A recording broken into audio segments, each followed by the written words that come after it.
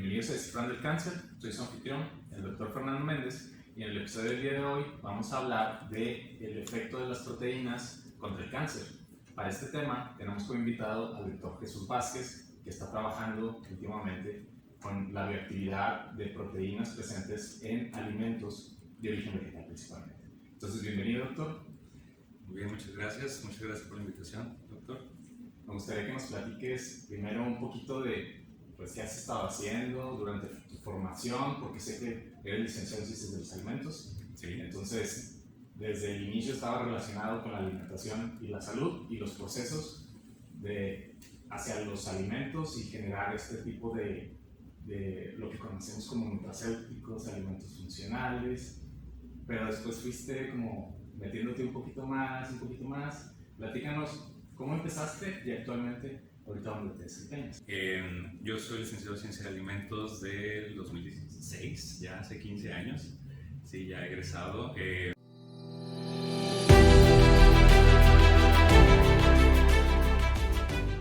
Cuando yo estuve ahí en ese programa de licenciatura, era más la parte tecnológica, pero siempre, sobre todo en los últimos semestres, pues te empiezan a enseñar lo de investigación, lo de innovación, el desarrollo de productos, y estaba empezando aquí en México y en Latinoamérica en general la cuestión de nutracéuticos, de alimentos funcionales. De hecho, es un término que pues, no tiene más de 40 años, pero eso es en Japón, y la verdad es que Japón, Europa nos lleva 10, 15 años de adelanto. Sí, lo saben, en algunas cosas, sí. Pero sí, como bien dices, aquí todavía no conocemos tanto los términos de alimentos funcionales y de nutracéuticos, pero en otros países pues están incluso ya validados muchos productos para el manejo de enfermedades crónico-degenerativas. Y de hecho aquí se considera que los alimentos no tienen esa capacidad en cuestiones de legislación. Pero bueno, este tema da para mucho. Pero en la licenciatura, entonces tienes un background de ciencias en los alimentos. Ciencia de alimentos, sí. Desde la licenciatura, ¿hiciste algo en cuestiones de investigación como tesis ya aplicado a esta área o no todavía? Sí, de hecho, pues siempre fue como que la curiosidad de la investigación, o sea, siempre fui el clásico preguntón, sí, de clase y que devoraba libros desde el inicio del semestre. Entonces, me acuerdo mucho que cuando entré ya a octavo semestre, yo dije, bueno, pues quiero hacer tesis, quiero hacer algo más, o sea, estoy si hago servicios, si hago prácticas o tesis. Y la doctora Graciela García, que en paz descanse, me acuerdo que la abordé de que, doctora, ando buscando hacer servicio social. Dice, ¿quieres tesis? Sí. Bueno, vente, mañana empiezas. Y era justamente, yo ni siquiera sabía qué iba a hacer, y justamente era algo de alimentos funcionales, más aplicado desde la producción, porque nosotros hacíamos, bueno, la doctora en ese entonces tenía la línea de investigación sobre compuestos antioxidantes, producir compuestos antioxidantes para añadir los animales, a las dietas de animales, y luego ver el efecto en humanos. Sí, bueno, en ratas y luego en humanos, porque es algo bien importante. Pero bueno, dinos eso. O sea, muchas veces pensamos, y bueno, para la audiencia general que sepa que en realidad muchas de las cosas que terminan en la dieta de los animales pues van a formar parte de sus tejidos y después van a formar parte de nuestros tejidos, para bien o para mal. Exactamente. Entonces no digerimos todo. O sea, muchas estructuras quedan intactas o son biotransformadas y son más activas o menos activas. Pero entonces eso sucede para mal y la doctora lo quería empezar a explotar también para, bueno, ¿qué tal si enriquecemos de cosas buenas? Y eso también te hace bien cuando consumas estos. Exactamente, porque en este caso eran antioxidantes, era astaxantina y otros betacarotenos, que son, como tú dices, bueno, el término es la bioacumulación. ¿Sí? Este tipo de compuestos son lipofílicos, les gusta mucho el hígado, quedarse ahí, o en los tejidos grasos del animal, ¿sí? Y que, por ejemplo, representarían color característico de un salmón, ¿sí? O de unos camarones, por ejemplo. O de camote, sí, digo, porque en ese caso lo queríamos aplicar a animales, sí, pero por ejemplo sería el camote, sería una zanahoria, sería una papa nativa, que las papas nativas pues tienen una coloración naranja verdosa, ¿sí? Que a lo mejor para el consumidor no es muy atractiva, pero es. Así es como es la papa nativa. Y de esos inicios en el área de los nutracéuticos, ahí que encontraron, o sea, cuáles fueron los hallazgos así principales y luego pasamos a la maestría, porque... Mira, ahí por ejemplo, estaba bien interesante el proyecto porque la doctora entre su formación de QVP, de química bacterióloga, más la cuestión de biotecnología, más su mucho tiempo vivió en Alemania, entonces quería utilizar sus productos. Cuando utilizábamos sus productos, en este caso era residuo de amaranto, o sea, las hojas de amaranto y las flores de amaranto las digeríamos y luego eso era el inductor para que las levaduras, que era lo que realmente le dábamos de comer a los pescaditos,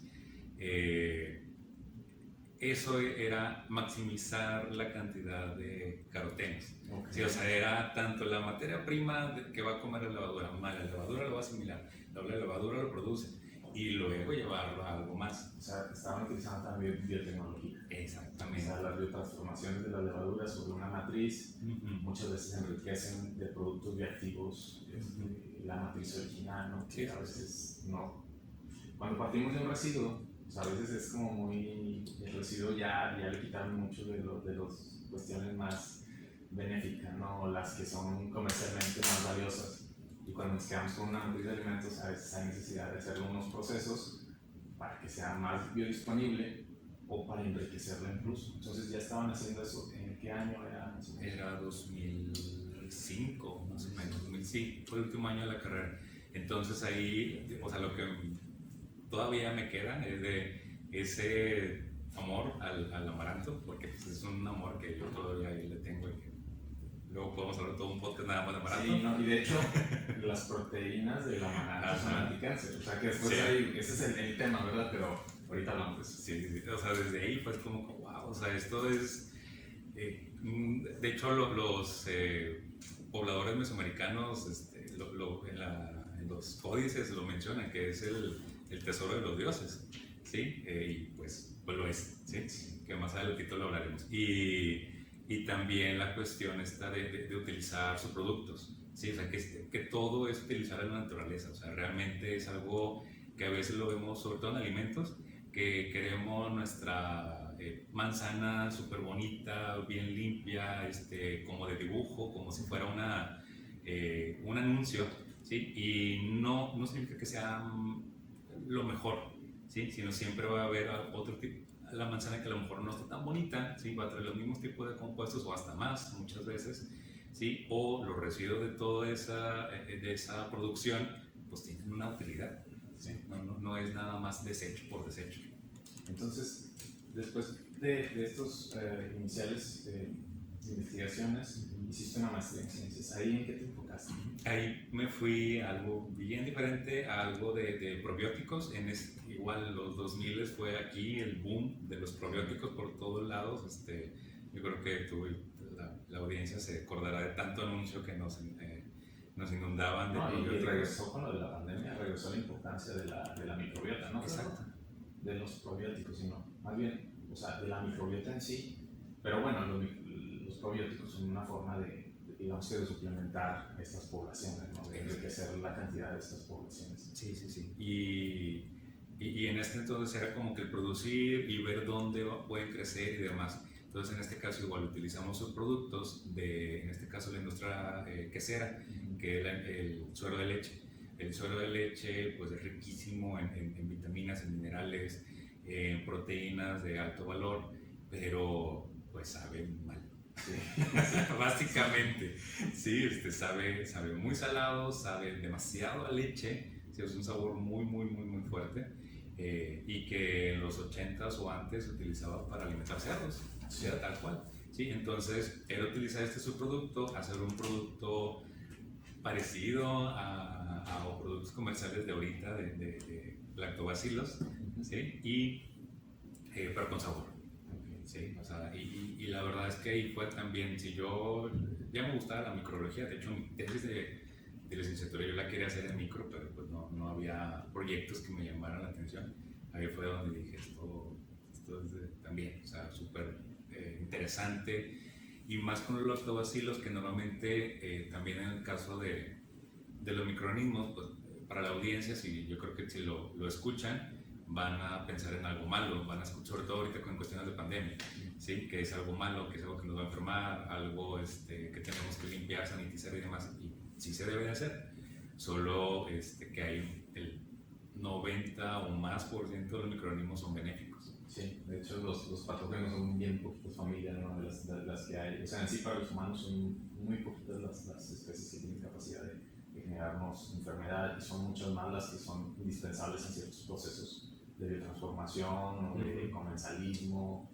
Son necesarios en la naturaleza. Y de hecho para proteínas, para justamente, o sea, ahorita que ahondemos más en la parte de proteínas, ahí vamos a ver que pues el 30 a 50% de la proteína no la podemos nosotros metabolizar, sobre todo si hablamos de proteínas vegetales, nosotros no las vamos a obtener fácilmente, sino nuestros microorganismos son las que empiezan a degradarla y luego ya se asimila. Entonces sí es algo bien importante. Y después en el doctorado pasaste a la cuestión de las proteínas. O sea, sí. En este episodio en particular vamos a hablar, bueno, primero quiero que nos digas por qué son una buena fuente de proteína los alimentos vegetales, porque generalmente pensamos que son incompletos, es que no nos dan el perfil de aminoácidos como las fuentes animales, y después pasar a la parte de la biodisponibilidad y que tienen un plus. O sea, las proteínas que vienen de fuentes vegetales tienen un plus, y eso es de lo que quiero que hablemos un poco más en este episodio. Pero primero la parte de que efectivamente, de hecho, sí son una muy buena fuente de aminoácidos. Exacto, sí. Eso, como tú dices, o sea, en el caso de normalmente el estándar, sí, que lo vemos en las proteínas, tanto para los que consumen proteína por ejercicio, por moda, por lo que quieras, es la albúmina de huevo, por ejemplo, o la caseína de la leche. Sí, estas dos son como que nuestro estándar, cumplen todos los criterios para que sea asimilable. No es al 100% porque siempre va a haber un residuo, o sea, eso es bien importante aclararlo, que el 100% al menos en el caso de proteínas no va a ser, pero están muy cerca del 100, están en el 98, 99%. Y hay proteínas vegetales que por sí solas tal vez van a estar en el 70, tal vez estar en el 80, en el caso del amaranto está en el 92, ¿sí? O sea que es ya la palomita de amaranto, o sea, lo que nos venden como las alegrías o algún otro tipo de producto, o sea, la proteína que tiene anda en el 92, 93%, y es casi completa, ¿sí? Y si lo complementamos con con otro tipo de cereal, un maíz, un trigo o una leguminosa, con frijoles, con soya, etcétera, ¿sí? Es algo riquísimo. Los hallazgos de ese estudio con el que tuviste el doctorado, ¿cuáles fueron así que dijiste, o sea, lo más relevante que encontramos del amaranto en cuanto a aminoácidos, en cuanto a disponibilidad, para que también, bueno, eso se les haga atractivo? Porque en realidad utilizamos modelos molinos para saber mucha información que también es válida en nosotros. ¿Y entonces qué encontraron ustedes? Sí, ahí en el caso, por ejemplo, utilizamos ratas de laboratorio, la rata Wistar, así que le debemos mucho del conocimiento que tenemos en nutrición, en farma y otras tantas áreas. En cáncer. En cáncer, sí, las Prague Darby y la Wistar pues son los caballitos de batalla. En este caso, nosotros quisimos hacer estudios de generaciones, o sea, criar a las ratas con dietas. En este caso hicimos algo muy similar a una dieta vegetariana, ¿sí? En el caso le dimos una base de maíz, ¿sí? Le pusimos o fortificamos más bien, ¿sí? Con ciertos porcentajes de frijol, ciertos porcentajes de amaranto en mezclas, ¿sí? Tratando de hacer esto de una proteína balanceada. Complementar los perfiles. Complementar, exactamente, porque el maíz como cereal, al menos el maíz comercial que nos venden, la tortilla, vaya, tiene una mala calidad proteica porque solamente se utiliza la parte almidonosa. ¿sí? Si fuera una tortilla nixtamalizada de manera... Como la hacían nuestros antepasados. Exactamente, que la hacían con nuestros antepasados, con el germen, con la fibra, ¿sí? La verdad es que era un alimento muchísimo más completo. ¿Sí? Entonces, en este caso, la parte comercial, bueno, nos venden la cuestión almidonosa, tiene 8% de proteína y de esa solo se va a asimilar la mitad aproximadamente. Entonces, en el caso del frijol, bueno, es muy rico en aminoácidos como lisina y triptófano deficientes en el cereal, que es en el caso del maíz. Y ahí es donde también entra estas maravillas de la naturaleza. Los cereales, como el maíz, tienen aminoácidos azufrados que son normalmente deficientes en las leguminosas. Entonces aquí es donde se hace el match. ¿Sí? O sea, yo te complemento, tú me complementas y aquí estamos. Pero el frijol en general, sea pinto, negro, etcétera, tiene varias malas famas, ¿sí? Desde los 80s o antes, porque lo que se veía en ese entonces en nutrición era que había mucho problema de emaciación, mucho problema de desnutrición crónica, de problemas de baja talla en el crecimiento en los niños, etcétera. Entonces se quería maximizar, se querían de que esto sea muy eficiente. Entonces en el frijol hay una eficiencia de 70%, más la cuestión clásica de esto de las flatulencias, del meteorismo, etc. Entonces, no, tiene antinutrimentales, ¿sí? Bajan la asimilación de la proteína, es malo, ¿sí? Así a grandes rasgos. Ahorita se ha revalorizado mucho por justamente nuestra pues, verdadera pandemia de hace 20 años, que es el sobrepeso y la obesidad. Y bueno, ahí es donde se complementa todo esto. En tu experimento estabas comparando un buen match, que ya se sabía y que nuestros pueblos de hecho hacían ese match y siempre estaban como bien balanceados en la cuestión de proteínas, porque complementaban ya en la alimentación la leguminosa con el cereal. Entonces tú metiste eso como un control positivo de que esto ya sabías que iba a dar muy buen resultado. Pero entonces lo comparaste con el amaranto, a la leguminosa, ¿o cuáles comparaciones hiciste? Hicimos, por ejemplo, esa mezcla de amaranto, frijol y maíz. Porque dices, ok, a lo mejor el frijol sí tiene mucha fibra, tiene esto, tiene antinutrimentales como el ácido fítico, tiene mucha cantidad de polifenoles que pueden disminuir la asimilación de proteínas.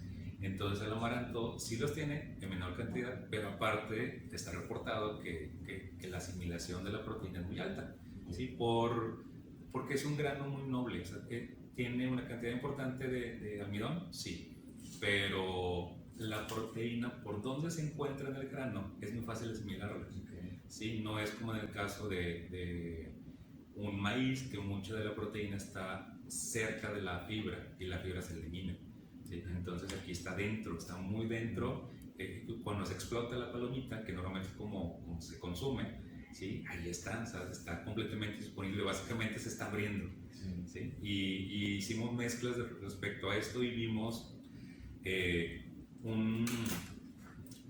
valores sin diferencia significativa, o sea, básicamente iguales, ¿sí? Respecto a nuestro control con caseína, que es la proteína de la leche.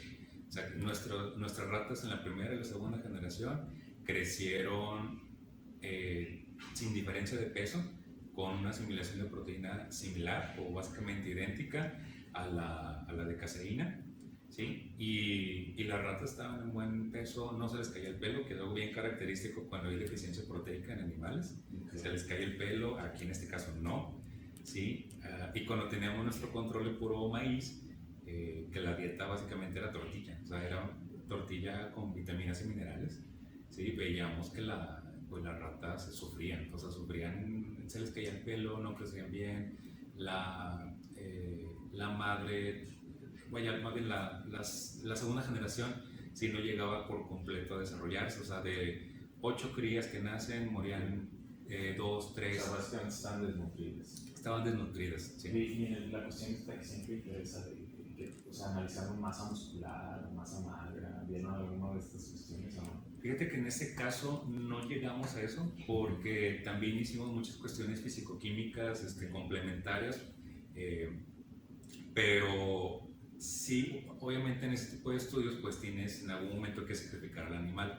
No es muchas veces como que la parte más sonada, la más deseada de los experimentos, pero tienes que sacrificarlo porque es una sobrepoblación luego. O sea, de una pareja de ratas te salen 10 y luego otras 10, otras 10. No, y además para realmente ver todo el efecto a nivel de tejido, a nivel de sangre, a nivel de ciertos órganos, pues sí, o sea, se trata de minimizar la cantidad de muestras para tratar pues, de afectar lo menos posible a los animales, ¿no? Y tener la mayor cantidad pues, de datos que te den respuestas respecto a la pregunta de ¿esta es una buena fuente de proteínas? O sea, no generaré deficiencias a largo plazo y no se reflejará eso pues, en mis tejidos y después que no comprometen en este caso la fertilidad de las siguientes generaciones. Exacto, ahí sí, digo, cuando no lo medimos tal cual, pero sí vimos, por ejemplo, en el caso de la descendencia, que las ratas alimentadas durante toda su vida, básicamente esos 2-3 meses de crianza, cuando se reproducían, o sea, las 10 crías que nacían, esas 10 estaban sobreviviendo y nacían y aparte crecían en un buen peso, ¿sí? Y cuando tuvimos que sacrificarlas, sí encontrábamos, o sea, ya eso era meramente observacional, ¿sí? Que las ratas, aparte de que tienen un peso comparable con la dieta de caseína, con las que fueron alimentadas con caseína, el tejido adiposo sí era menor, porque al fin y al cabo cuando la sacrificas, vaya, pesas a la rata y pues la palpas, vaya, la tienes en la mano, entonces sí es muy diferente la sensación, o sea, era más magra. Sí. Sí. Entonces probablemente sí hubo datos, y sí hay datos en otros estudios de ratas alimentadas con amarantos, con dietas en diferentes proporciones, o también con frijol, que normalmente son mucho más magras, el tejido adiposo es menor. De hecho, bueno, quiero ya dar como la pauta del tema porque pues, aquí hablamos de muchas cosas relacionadas al cáncer. Entonces hay un dato que les quiero compartir, que se sabe que las poblaciones que optan por obtener sus proteínas de fuentes vegetales tienen hasta un 50% de reducción en el riesgo de desarrollar cualquier tipo de cáncer. Y sobre el índice de masa corporal, en general está 5 puntos por debajo de la población omnívora. Entonces, protege del sobrepeso, son más magros, pero además te da un 50% de protección en cuanto al riesgo de cualquier tipo de cáncer. Y mucho de esto tiene que ver, sí, con el contenido de compuestos fenólicos, porque las plantas son altas en fibras, porque son altas en antioxidantes, porque tienen muchos otros compuestos bioactivos. Pero otra cosa que empezó a surgir, que está aquí es donde ya nos vamos a meter en el tema, es que además sus proteínas tienen escondidas algunas moléculas bioactivas, que son péptidos pequeñitos, que de hecho tienen actividad biológica y que ahora se empiezan a hacer estudios de que realmente son anticáncer en modelos en cultivos celulares, en modelos murinos, y que entonces podrían empezar a justificar, bueno, que no solamente es por eso que ya conocemos, sino que además tienen estas proteínas chiquitas que no sabíamos que terminan teniendo también un impacto y pues pueden ser también anticáncer en sí mismos. Entonces ya en este tema, dime, ¿qué estás haciendo actualmente en este tipo de investigación? Y vamos a hablar de las más conocidas, ¿no? Sí. De las proteínas más conocidas. Sí, mira, ahorita ahí en la Facultad de Salud Pública y Nutrición estamos, o sea, ya te darás cuenta con esto y el público también, que me gusta mucho toda la cuestión de vegetales, sobre todo de proteínas. O sea, antioxidantes es muy interesante y otras áreas también, pero proteínas son bien interesantes en el sentido de que son como si fueran legos, ¿sí? O a menos a mí me gusta verlo así, son como si fueran unos legos donde tienes un lego completamente armado, pero lo tienes que llegar a desarmar y en el centro hay como un tesoro o hay un lego de 21 piezas. Por ejemplo, un lego de 21 piezas que pareciera muy sencillo, pero donde lo desdoblas va dando otras figuras y que son interesantes cada una por ella, ¿sí? Porque aquí bueno, en el caso de proteínas vegetales, vemos la digestibilidad, que es algo bien importante. ¿Sí? Hay algunas que ya están muy reportadas, por ejemplo, el amaranto, con frijol, con soya, ¿sí? Pero hay otras que casi no. Increíblemente, por ejemplo, en el caso del haba, ¿sí? Está reportado ciertas fracciones, o lo más común de que, ok, sí, la legumina, que es una fracción de las proteínas de las leguminosas, pues sí la tiene porque es una leguminosa. Sí, pero hay otras partes que ni siquiera está reportado un nombre tal cual o la actividad que tiene. Ok, Sí. pero primero, para nuestra audiencia, quiero que nos digas, a ver, yo sé que una proteína, pues yo la voy a comer. Ajá. Y luego la voy a hacer chiquita y van a quedar aminoácidos, y luego a partir de los aminoácidos pues son los bloques de construcción para mis procesos, para mis proteínas, para mis enzimas, pues para mis componentes. Pero entonces, o sea, como una proteína bioactiva.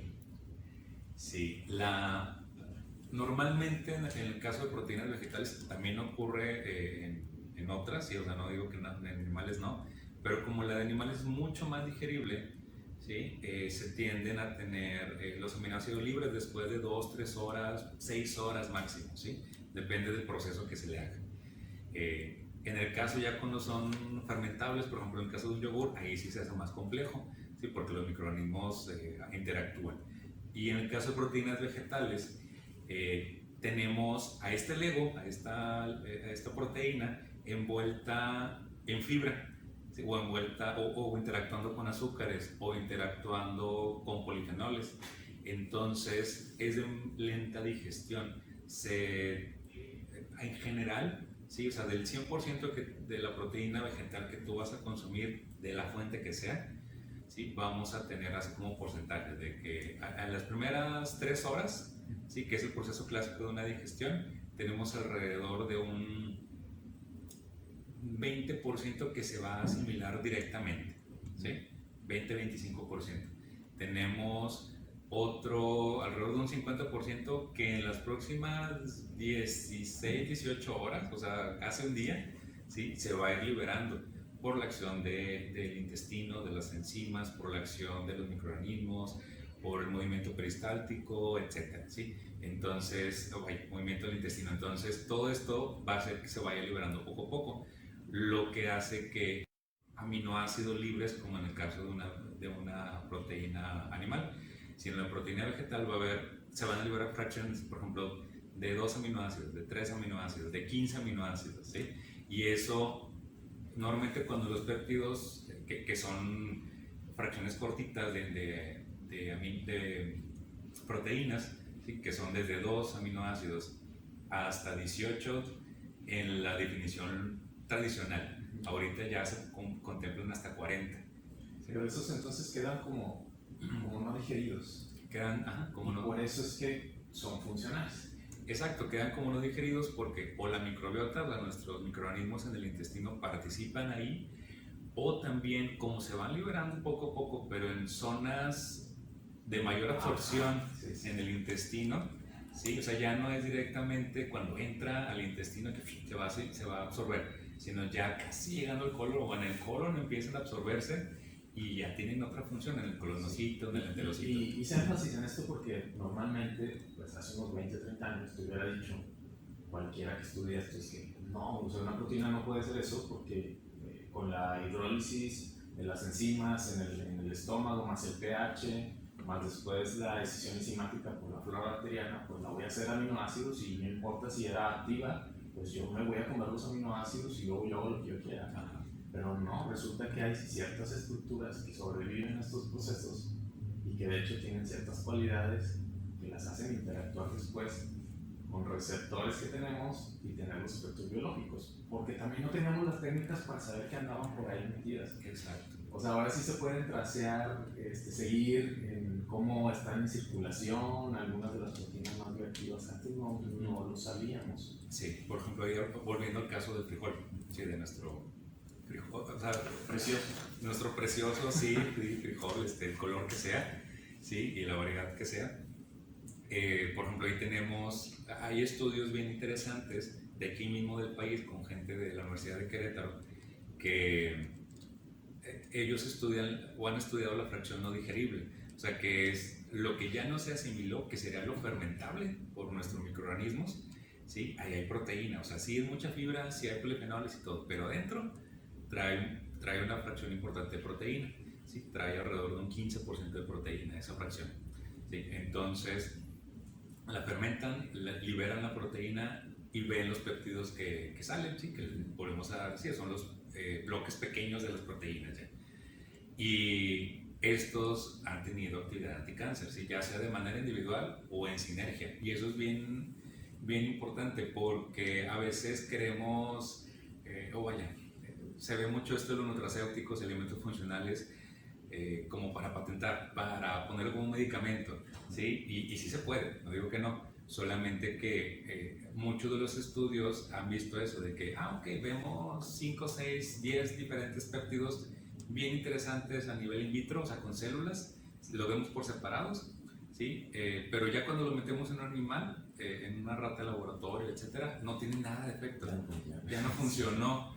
Pero si le doy el alimento completito a la ratita, al ratón, ahí sí funciona. Sí, y qué bueno que mencionas eso, porque luego también es muy común que decimos, es que si funciona, entonces ¿por qué no hay un medicamento? Bueno, es que muchas de las cosas naturales tienen esta peculiaridad. Una, que vienen en ciertas combinaciones y en ciertas proporciones que hacen que tenga el efecto. Y suele ser un efecto suave, no suele ser muy pronunciado y también por lo mismo no es tóxico. Exacto. Entonces se necesita como una exposición crónica, en este caso una dieta alta en leguminosas. Ya se sabía que tiene efecto protector contra muchos tipos de cáncer. Pero este conocimiento es nuevo y ahora decimos, ok, ¿qué tal si es por estas cuestiones? Y la raíz por la que no siempre brincan a un producto es porque resulta que pues, no sabemos bien cómo son esas combinaciones, porque cuando las aislamos a veces resulta o muy tóxico o ningún efecto. Exacto.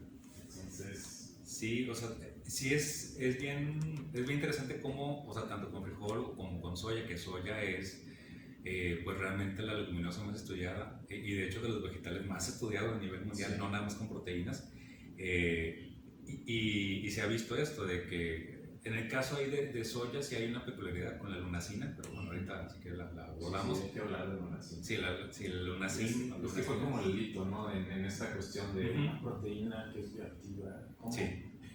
Y directamente contra cáncer, o sea, sí. No aparte. Sí. Sí, y eso tiene menos de 30 años. ¿sí? Sí. Entonces, en el caso ahí, por ejemplo, de soya, también hay otras fracciones, pero igual las han querido patentar o asimilar o poner como en fármacos o en suplementos, ¿sí? Y no actúa igual, ¿sí? Porque, por ejemplo, ahí en el caso de la lunacina, de la soya, y que también está en amaranto, y que también está en centeno, en trigo, en menor cantidad, pero bueno, vamos a hablar de eso antes. Okay.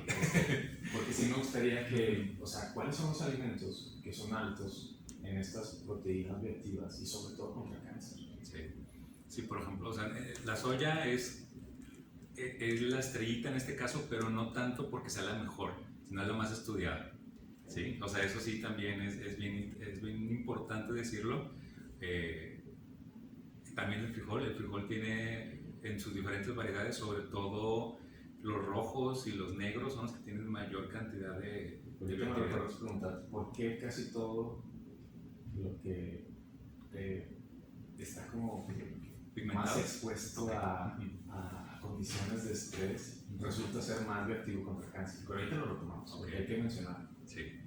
Normalmente los frijoles de estas coloraciones, el amaranto, ¿sí? En sus diferentes especies, y si te fijas ahí ya vamos 3, y de esos 3, 2 son más mexicanos que el chile. Sí. ¿Sí? Luego también tenemos al trigo, ¿sí? Que ha estado muy castigado los últimos años por la fama del gluten. Que de hecho son proteínas bioactivas. Ajá. Pero ahí son bioactivas y fueron famosas porque producen muchos procesos de intestino irritable, de enfermedad celíaca. Sí. Ahí estas proteínas bioactivas resultan contraproducentes. Exacto. Y por eso como que le dieron mucha mala fama al trigo, ¿no? Sí. Pero hay otras que vamos a continuar con las que mencionaste. Entonces tenemos al frijol, al amaranto, a las habas también, sí. Chícharo. Lentejas también hay bastante información últimamente. Y maíz. Al maíz, sí, aunque sea poquita. ¿El arroz también?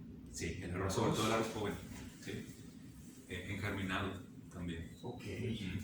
Entonces, ahorita vamos a retomar eso, porque, o sea, muchos estudiosos del tema dicen, a ver, es que si retomamos la forma en la que nuestros pueblos comían, probablemente muchas de las enfermedades que están azotando nuestra civilización no nos estarían pegando como tal. Exacto. Entonces, muchos de estos descubrimientos de proteínas y péptidos bioactivos pues están reafirmando que hay algo ahí que de hecho te protege de desarrollar pues una de las enfermedades que está matando más gente en todo el mundo, ¿no? Que es cáncer. Es la segunda causa de muerte en la mayor parte de los países industrializados. Sí, exacto. O sea que la alimentación tradicional, sí, normalmente la vemos de manera muy clasista, al menos aquí en México. O sea que sí es como maíz, frijol, pues alimentación de pobre, vaya, así lo vemos. Y desgraciadamente sucede esto. Y no lo es así. O sea, la verdad es que es mucho más, desde el punto de vista de salud, es mucho más propositivo, mucho más interesante, mucho más válido científicamente, ¿sí? Que está esto. O sea, simplemente en el caso del frijol, de los 80 hacia acá ha bajado el consumo per cápita, o sea, el consumo por persona ha bajado alrededor del 20 o 40%, depende de la zona del país. Y justamente en mayor cantidad de sobrepeso y obesidad hay, y cáncer de colon, ¿sí? Entonces, esto, o sea, hay una correlación directa. Sí, es importante informar a la población que, bueno, hay cosas en las que nos estamos poniendo al día porque sí, o sea, de hecho, muchos de los científicos, por ahí de los 50 y los 60, pues, se encargaron de eso. De decir, es que el frijol es una mala fuente de proteínas, es que el frijol tiene muchos antinutrientes, es que te vas a enfermar si comes frijol. Pero resulta que, bueno, es que ahora tenemos otras tecnologías, tenemos otra forma de entendimiento y lo estamos, de hecho, poniendo como uno de los alimentos estrella que de hecho modulan muchas de las enfermedades crónico-degenerativas. Exacto, sí. Pero no lo sabíamos. No lo sabíamos, o era meramente empírico, sí. O sea, que mucha de la medicina tradicional mesoamericana, o sea, usa al frijol, a las hojas de frijol, a las hojas de amaranto, al huitlacoche, ¿sí? También como depurativos, ¿sí? Que era, pues básicamente esto, ¿sí? O como lo mencionan, es anticarminativo, creo, ¿sí? Sí, que es para las fiebres, que es para malestares generales, sí, ajá. Sí, entonces, pues aquí está. Sí, y qué bueno que mencionas eso, porque, bueno, a mí una de las cosas que me gusta de la alimentación es precisamente que en el conocimiento tradicional muchos alimentos se asocian con propiedades benéficas para la salud. Y el estudio, o sea, bien a fondo de esto, te dice que efectivamente hay o compuestos fenólicos o compuestos bioactivos o algo tienen que empieza a justificar esto que está en la tradición, ¿no? Pero se necesitaban estudios, ¿verdad? O sea, no, uno de los ejercicios pues, del científico es validar primero, porque sí, nos da mucha información el conocimiento tradicional, pero pues hay que hacer como quiera la verificación, ¿verdad? Sí, o sea, antes esto era, vaya, alquimia, magia, ¿sí? Pero ahorita es, ok, bueno, yo en células, en animales o ya en estudios clínicos, también con personas, o sea, se tienen validados los datos. ¿Y cuáles son algunas de estas proteínas que tienen más estudios, que están en alimentos y que son bioactivas contra el cáncer? Tenemos a la lunacina, que ahorita la mencionábamos, o lunacin, que es, primero se descubrió en soya, ¿sí? Luego ya se vio, digo, que está en amaranto, que está en centeno, que está en trigo, cereales en menor cantidad, pero estos cuatro son como donde más se va a ver.